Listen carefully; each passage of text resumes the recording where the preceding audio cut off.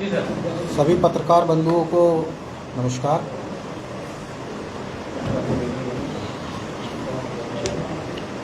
जैसा कि अभी थोड़ी देर पहले पता लगा हमें,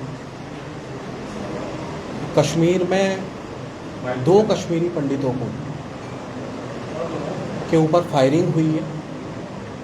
इसमें से सुनील की जो है मृत्यु हो गई है और उनके जो भाई थे पिंटू जी, वो अभी हॉस्पिटलाइज है। तो डे बाय डे जो टारगेट किलिंग का सिलसिला जम्मू कश्मीर में बढ़ता जा रहा है, मैं जम्मू कश्मीर के उपराज्यपाल साहब से निवेदन करना चाहता हूँ कि इसका संज्ञान लें और ये इंश्योर करें कि जम्मू कश्मीर की जनता को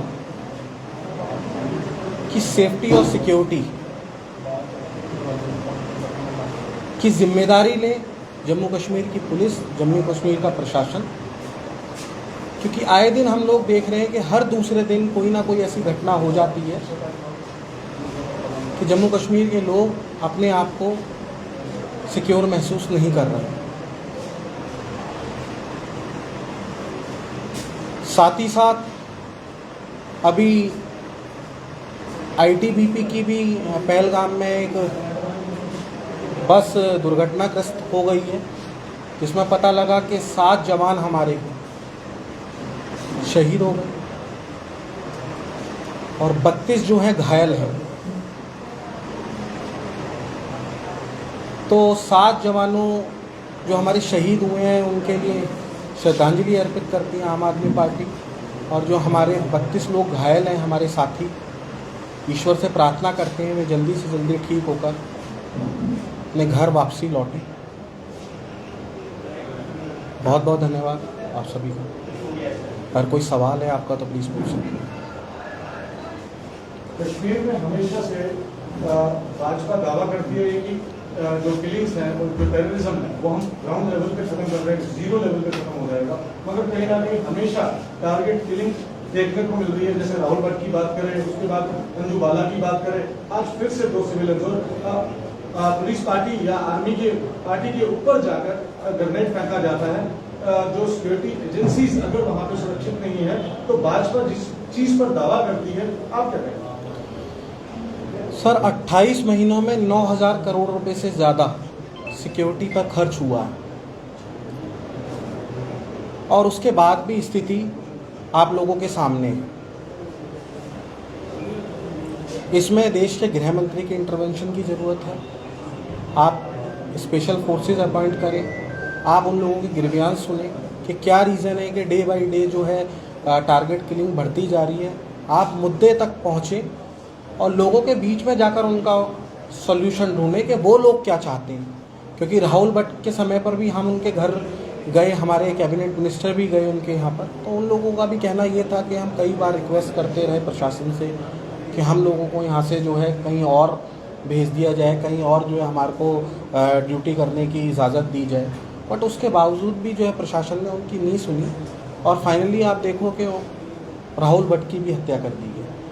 तो मुझे लग रहा है उन लोगों के ग्रीवियंसेस को सुनने की ज़रूरत है, बजाय एक बंद कमरे में जो अपनी पॉलिसी बनाने के उन लोगों के बीच में जाकर जो आज अपने आप को त्रस्त महसूस कर रहे हैं, जो आज परेशान हैं जो लोग, उनके बीच में जाकर ही उन एम्प्लॉयज़ की सुनकर और फिर जो है कोई भी पॉलिसी बनाएं।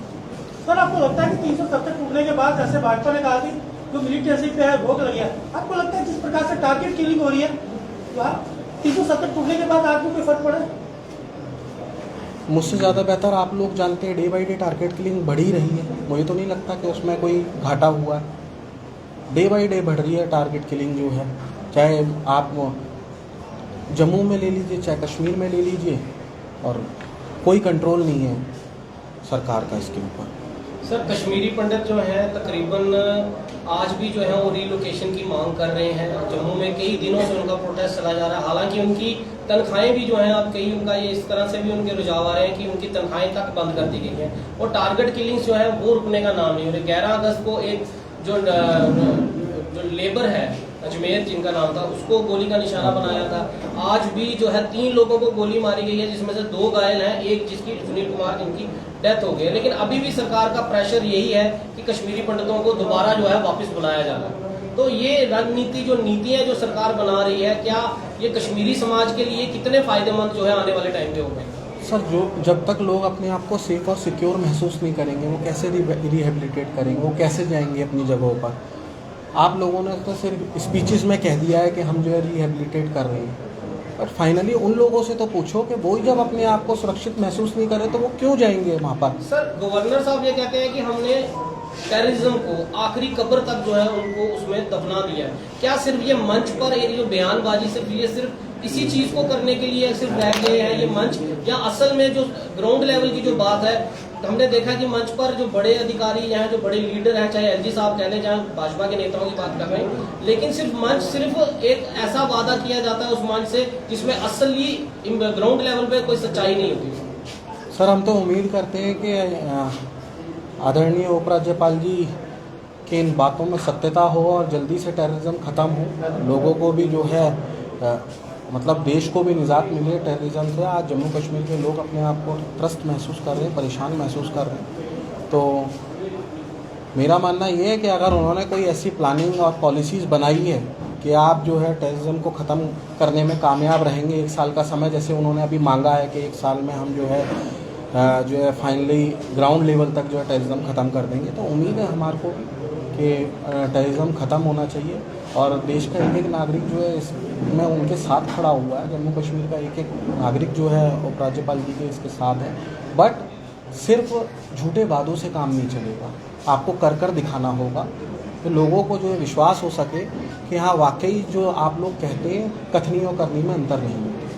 गौरव जी, एक आखिरी सवाल आपसे करूँगा कि जो हर साल एक परसेंटेज निकाल के केंद्र सरकार और जम्मू कश्मीर प्रशासन एक परसेंटेज निकालता है कि इतने टेररिस्ट हमने मौत के घाट उतार दिए गए, क्या आपको कहीं उसको देखने में कहीं आप क्या सोचते हैं कि वो जो परसेंटेज होती है वो सही होती है या नहीं?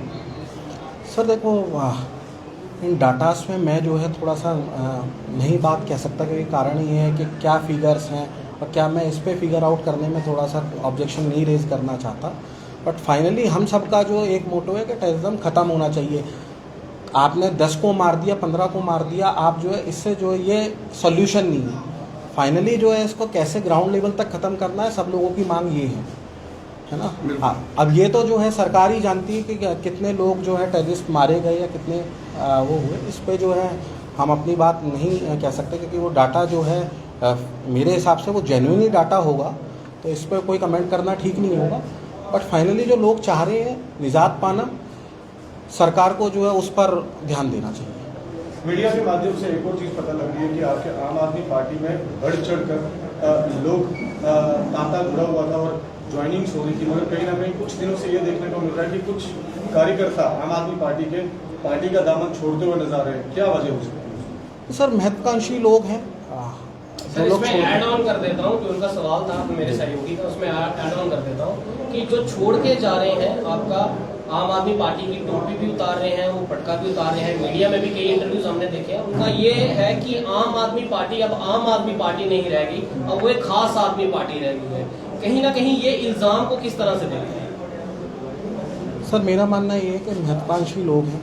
जब ये जुड़े थे पार्टी से तो इनको जब ये भाव में लोग जुड़ गए थे कि हम तो सिस्टम को बदलने आए हैं, इन्हें पार्टी के इंटरनल सिस्टम का नहीं मालूम था कि हमारे यहाँ जो है जनता तय करती है, वो डिसाइड होता है फाइनली। अब इनकी जो है अपनी व्यक्तिगत हित नहीं सध पाए, तो इस वजह से आज ये लोग पार्टी छोड़कर जा रहे हैं। अगर आप देखिए 4 लोग हमारी पार्टी को छोड़कर गए हैं, तो 40 लोगों ने हमारे को ज्वाइन भी किया है। आप समझे, अगर आज जम्मू कश्मीर की जनता बदलाव चाहती है और आज भी हमारे साथ बहुत से लोग ज्वाइन करने वाले हैं कुछ समय बाद, और उनकी कभी भी ये डिमांड्स नहीं रहती कि हमारे को आप चुनाव लड़ाएं। आप उनका सिर्फ एक कहना है, अरविंद केजरीवाल जी अच्छा काम कर रहे हैं, आप लोगों ने दिल्ली में परफॉर्म कर दिखाया है, पंजाब में आते ही आपने परफॉर्म कर दिखाया है, इसलिए हम लोग आपकी पॉलिसीज़ के साथ अरविंद केजरीवाल की नीतियों से प्रभावित होकर हम लोग जुड़ रहे हैं। तो ये बिल्कुल गलत है। जो लोग महत्वाकांक्षी थे वो लोग छोड़कर जा रहे हैं पार्टी को, अदरवाइज बहुत नए लोग जो है हमारी पार्टी का दामन थाम भी रहे हैं।